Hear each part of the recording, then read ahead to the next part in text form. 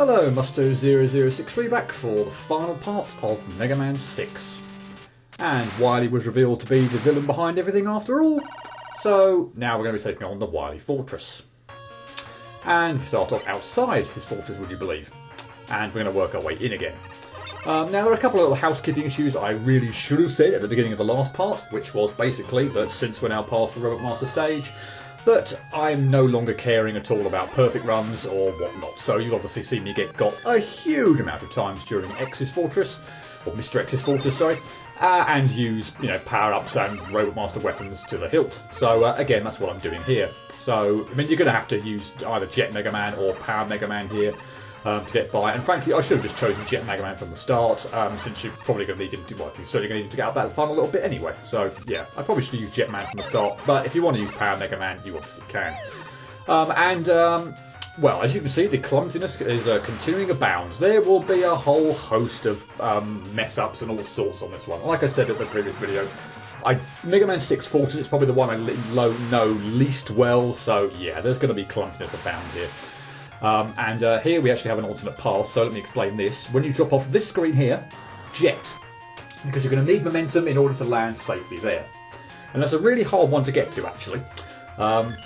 So yeah, you do need to kind of jet just as you're entering that screen, or you're just going to find that you don't have enough, or your momentum's going to carry you down the pit or onto the spikes or whatnot, and you're not going to be able to save yourself. So yeah, that can be a bit of a tricky one to get through, actually. You obviously need a power suit to get through, and your prize for doing so is an energy tank, and also a bunch of energy and weapon energy as well. So it's a worthwhile path getting to if you can do. But the fall below is not too bad, although having said that, and we're going to meet with we'll see where the branching paths come up now. So the tubes, by the way, are not fake, but you can walk through them. So yeah, here we are back at the branching path, dropping down here this time. And now instead we're going to need to be using jet suit to get by a couple of really tricky areas, as I probably get hit in this section twice as well. As I mentioned, that I really don't know this castle all that well. So yeah, if you don't take that path up top, you have to deal with this lovely section. So get out Jet Mega Man.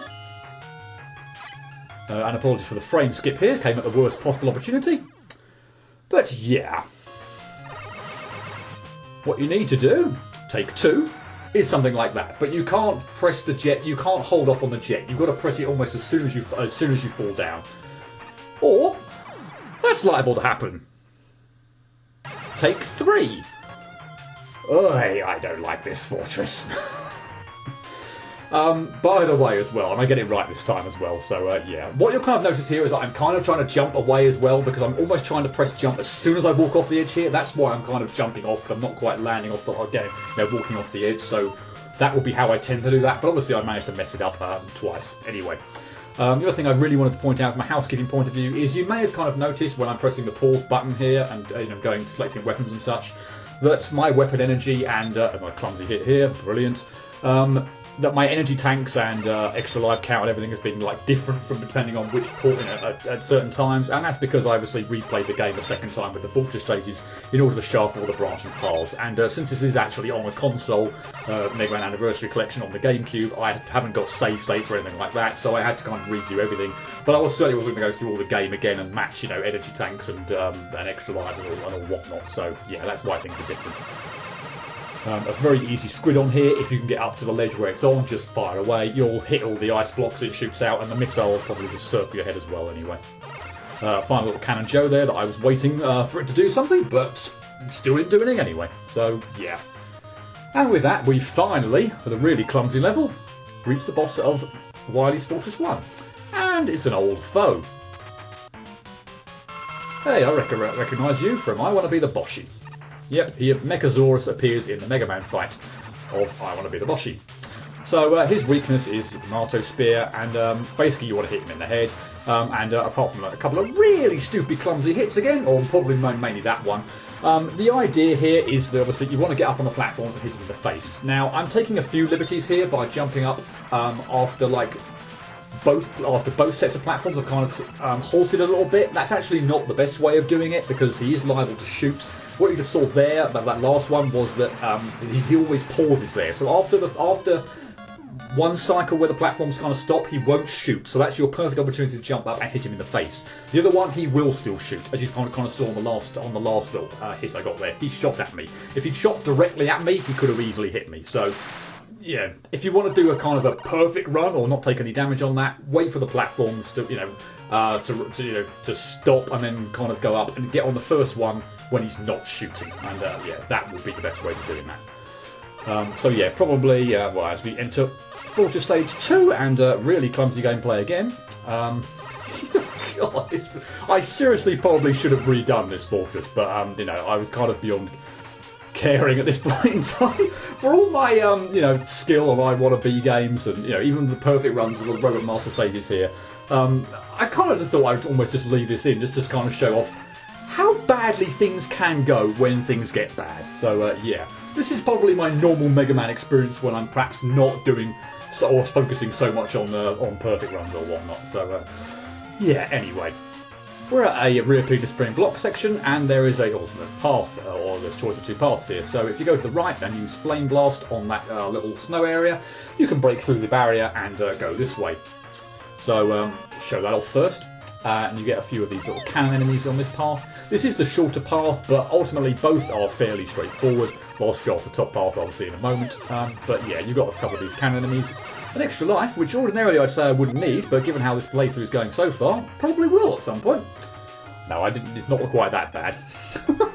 But there is the end of the branching path. So let's backtrack and actually do the reappearing disappearing block segment, which isn't all that bad, as you can kind of see here. Obviously, get on this final block here and slide through. And if you do take the top path, instead of cannon enemies, we get these brain breaks. So again, shoot them twice quickly. Shoot once and then shoot again in quick succession once they've last been knocked up. Otherwise, they will go crazy and they will become a pain to hit. So yeah, just shoot them quickly. You do get a prize for taking the upper path. It's an energy tank. Yay! Who knows, I might need that at some point in time as well. And again, that's where the paths meet up. So, continuing on with the level.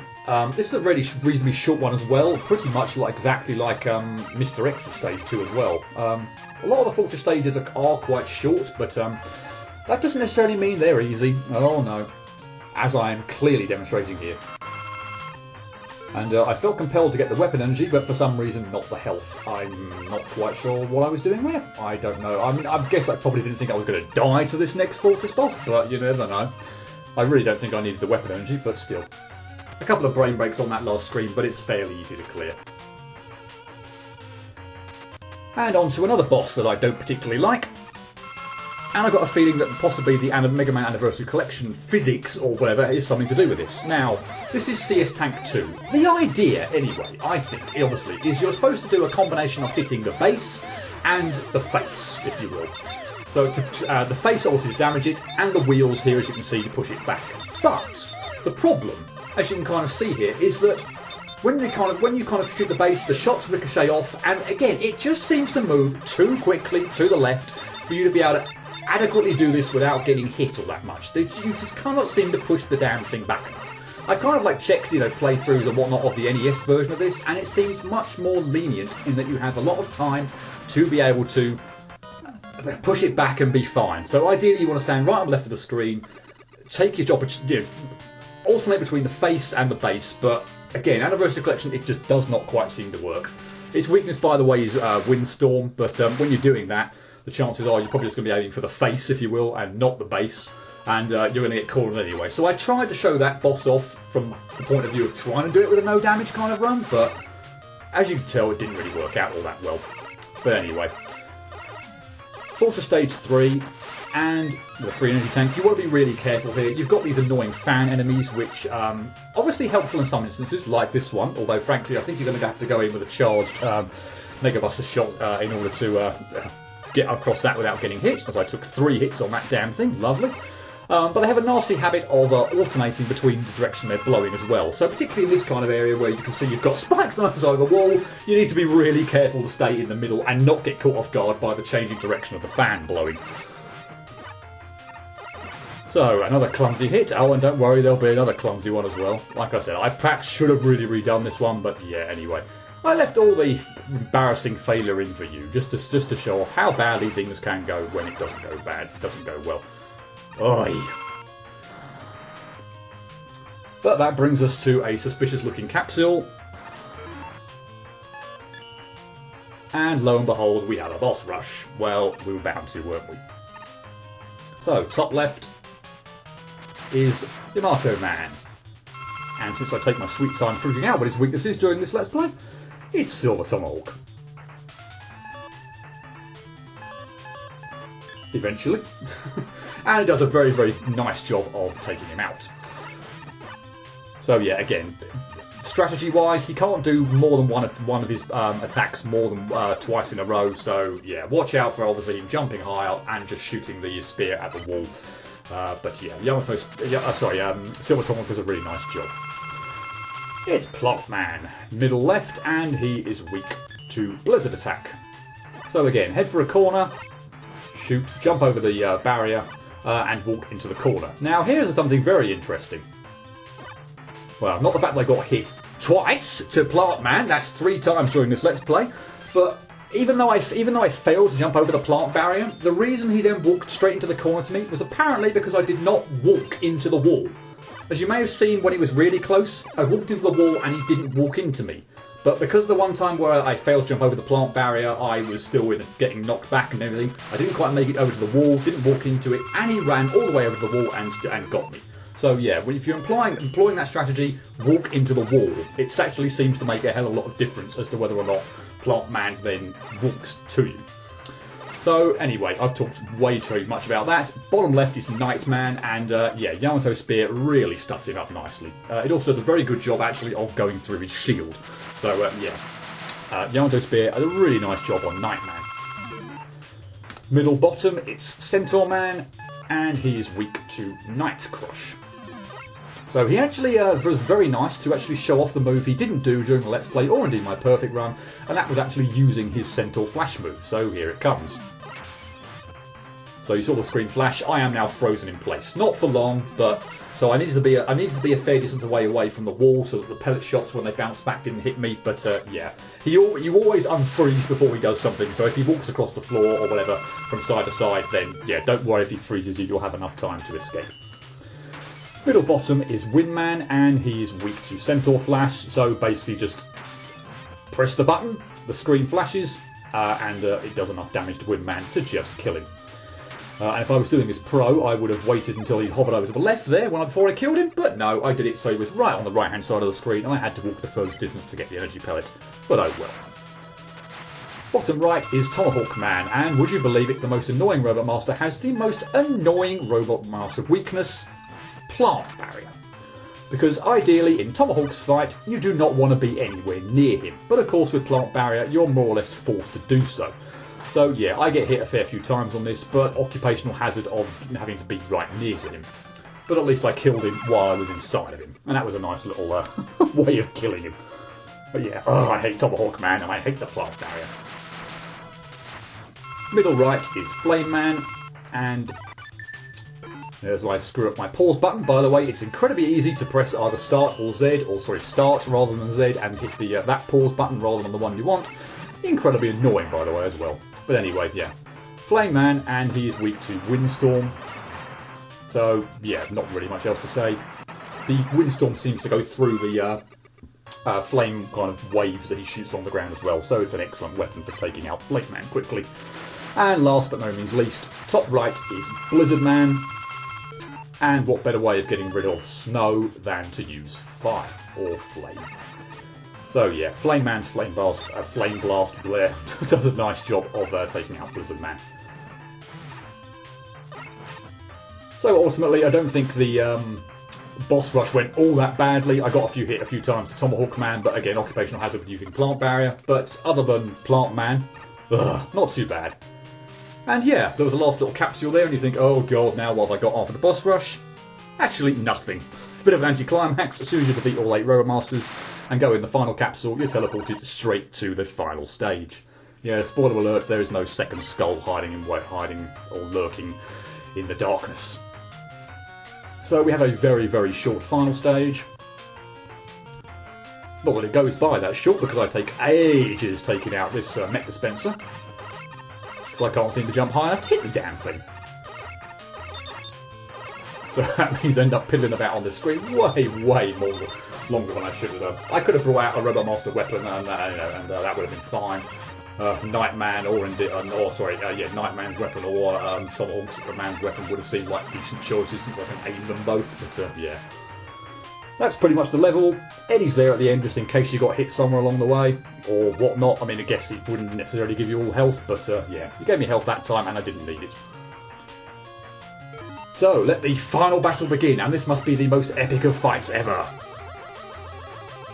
Well, not really. It's a pretty simple one, but it's a kind of a fun one. And by the way, the music in this boss fight is friggin' awesome. So, this is Wily Machine 6, and the first third of the fight, he jumps from one side of the room to the other and shoots out these 3 giant energy spheres. He will always jump from the other side of the room to the other, and the floor will always kind of move to the. I think it must be moving to the left. Yeah, we'll kind of watch out for that. It's a very easy. As you can see, I just use charge Mega Buster shots here. For his second phase, when you're not accidentally stupidly jumping into energy pellets, and he only shoots 1 this time. Yeah, this time he kind of they kind of home in a bit more. But this time when he jumps, he will kind of jump at a random-ish distance. So he will not always just jump from one side of the screen to the other. And the direction he chooses is kind of completely different as well. One thing to notice is he will not jump all the way from one side of the screen to the other. So if he's in the corner and you're on one side, right in the corner of the side of the screen, you can stay there and be absolutely fine. That brings us to the final form, which is Wily Capsule number 6. Which I don't like because I keep getting hit so much to it. But he is, and because he's high up in the sky again, I pull out the Robot Master weakness, and that is Silver Tomahawk. By the way, he's actually all 3 forms are actually super weak to Silver Tomahawk. So yeah, if you don't want to use charge Mega Buster shots or whatnot, Silver Tomahawk does a really good job on all 3 forms. But I couldn't really be bothered with it for the first 2 forms. I also thought that I didn't have a full bar. So I just thought I don't want to use it all or waste it all and not have enough for this portion of the fight. So yeah. It's a pretty easy fight, and that is it. Wily has been captured.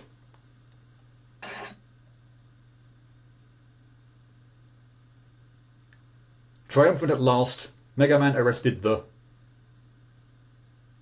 notorious Dr. Wily and brought him to justice. Sentenced to prison for his crimes, Dr. Wily now rules over a prison cell. At long last, the world is at peace.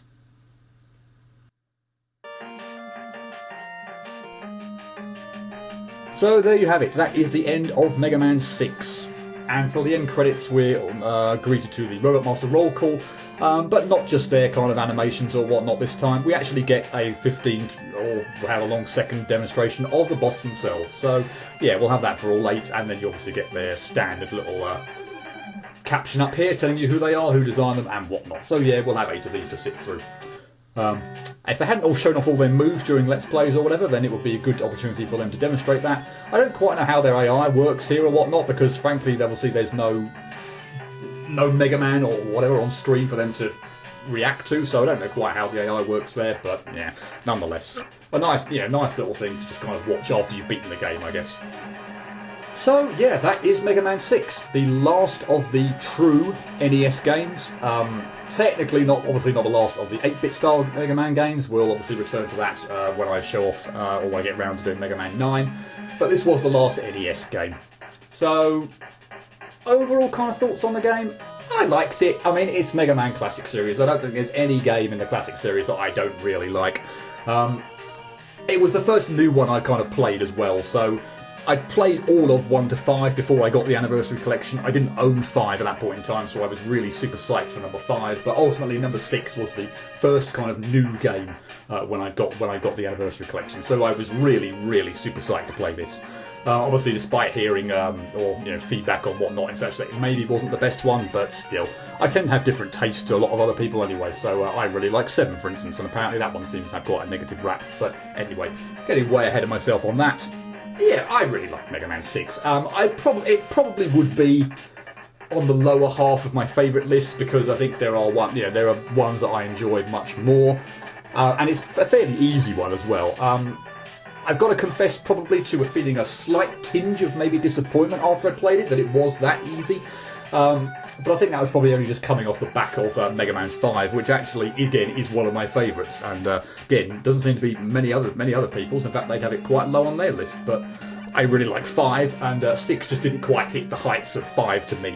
I kind of felt like... I suppose you could label that criticism the same criticism at 5 anyway, but I didn't really feel like the weapons in 6 were all that great. Tomahawks is pretty good, but I didn't tend to really use many of them all that much. But again, I don't tend to play with Robot Master weapons all that much anyway. I did like the concept of having kind of Robot Masters from all over the world and everything like that. I thought that was a kind of a nice idea, so I even got to say have one from my own country, England, Nightman. So yeah, I kind of liked that kind of a gimmick, if you will, to the game. So that's the last of the 8 Robot Masters, I believe. So once we're done with that, we get our kind of standard set of credits as the just scroll up screen. But yeah, I think that's probably kind of all I wanted to really say about Mega Man 6. Yeah, didn't quite kind of hit the heights of 5 for me, but I still kind of really liked it. By this point in time, the kind of well, I was a lot older when I played this, obviously for the first time as well, compared to maybe like 6, 7 when I maybe first played the original Mega Mans, and I thought, ooh, could Wily be behind this kind of thing? Call the whole thing? Maybe, maybe not. But again, probably you think, okay, it's blindingly obvious, but still when you're 6 or 7 or something, even then it might be blindingly obvious, I suppose, but still, it was kind of that still feeling of mystery behind it. But by this point in time, certainly after, 4, 5 and whatnot, and the fact that I was a lot older, and the fact that Mr. X clearly just looks like Dr. Wily with a beard or a set of weird disguise, but nah. That looks like the end of the credits. But as the thing will say, to be continued. Indeed, in Mega Man 7. So as always, before concluding the video, let's look at the Mega Man 6 Perfect Run scoreboard. And I, somewhat falsely, gave Knight and Tomahawk 1s, Yamato a 3, Blizzard Centaur and Plant 4s, Flame a 5, and Wind earning the highest rank of just 6. And all that equates to a total score for Mega Man 6 of 28. For comparison purposes, Mega Man 1 as a whole got a score of 29, Mega Man 2 scored 42, Mega Man 3 scored 34, Mega Man 4 scored 28, and Mega Man 5 scored 21. So, leaving aside Wily's Tower, which, as I said previously, I'm not going to directly compare, as there are only 3 Robot Master stages in that game, Mega Man 6 was effectively on a par with Mega Man's 1 and 4. Although the scores might say otherwise, as the difference doesn't appear that huge, I thought this was a big step up in difficulty from Mega Man 5. 5 is the perfect run breather in the classic series though, and had 6 come immediately after 4, I doubt I'd have noticed any real change in difficulty. For me, there aren't any Robot Masters in 6 that I feel are consistently going to cause me problems, but other than Centaur, Plant, who I got hit to during both fights of Let's Play, and Wind, now I know not to shoot when he's sucking me in, I can't say any of the others are gimmies. Cornering is the word that springs to mind. There are 4 Robot Masters that could completely screw you over, and that's kind of annoying compared to other fights that give you a challenging but fair battle. But at the end of the day, I could never anticipate putting 6 in the same difficulty realm as 2 or 3. There's certainly nothing like Air, Quick, Needle or Shadow lying in wait. And with Mega Man 6 having drawn to a close, that's 47 out of a possible 49 Robot Masters perfect run. Playing original versions of games, I did of course manage to beat Air on the Wily Wars version. But for those of you wondering, without giving any specifics away, don't worry, Air and Quick are not the only ones I haven't been able to perfect run. So stick around for the Perfect Run series to see which other stages have proved elusive. And I'm sure at least one may surprise you.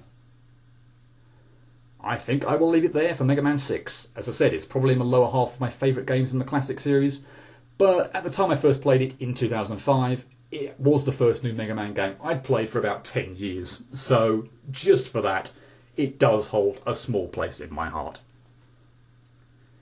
Next up won't be a Mega Man game, nor will it be an I Wanna Be game. That's right, time to mix things up and try a little something completely new. Should be kicking that project off very shortly. I won't say what it is right now, but I'm really looking forward to it. And I hope that's whetted your appetite to join me next time. But until then, cheerio.